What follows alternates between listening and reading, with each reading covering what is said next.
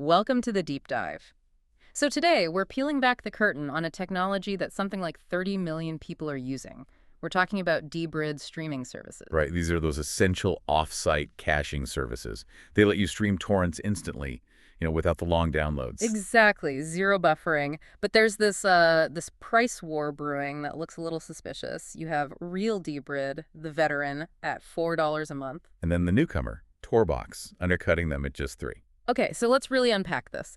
Both of them are claiming identical lightning-fast performance. They both plug right into apps like Streamo and Kodi.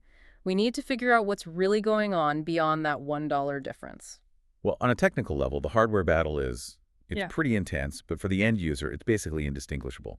Real Debrid advertises up to 2,500 megabits per second, while TorBox is out here boasting 80 gigabit uplinks on pure NVMe arrays.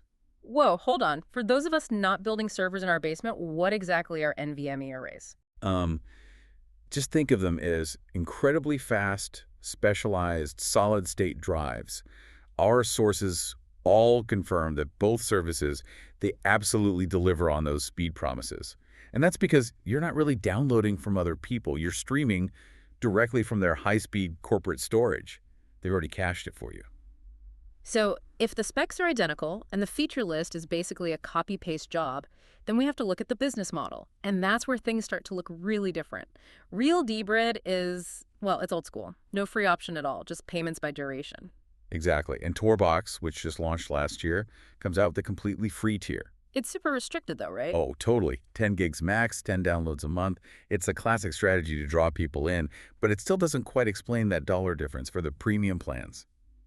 Wait a minute. If the performance is the same and the price is lower, why is the older service still so dominant? Is there some kind of hidden risk? I mean, they're physically located in France.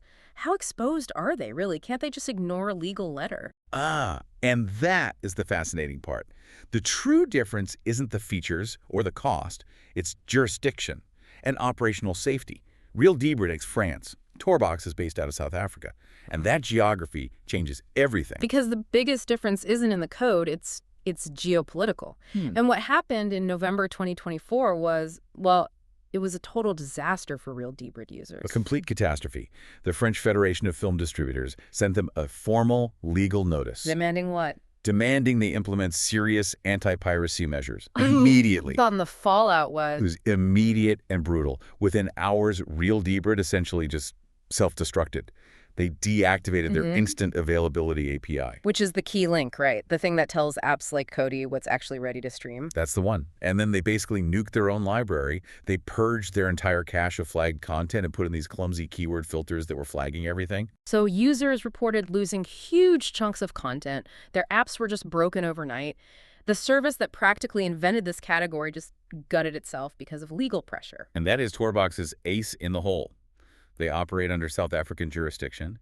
They cite, and I'm quoting, exotic privacy laws. Our sources say they log nothing. No connections, no IP tracking, no data retention. So they're currently immune to that kind of preemptive legal action. So if you're a user, what does this actually mean? The service that defined the space is being choked by local laws, while the cheaper newcomer is sitting pretty in a legal safe haven. The lesson here seems pretty clear. The stability of a service like this has nothing to do with the quality of its code and everything to do with the political tolerance of where it's based. And if you connect that to the bigger picture, it's not just about streaming. The reliability of any digital service really hinges on its physical location and the legal framework of its host country. So what's the homework here? We know the operational risk is the key. So does this model, cheaper, faster, but legally riskier? Does it inevitably spread to other services? Think about VPNs or even some crypto exchanges. Should you start tracking where their headquarters are actually located? That's your deep dive homework.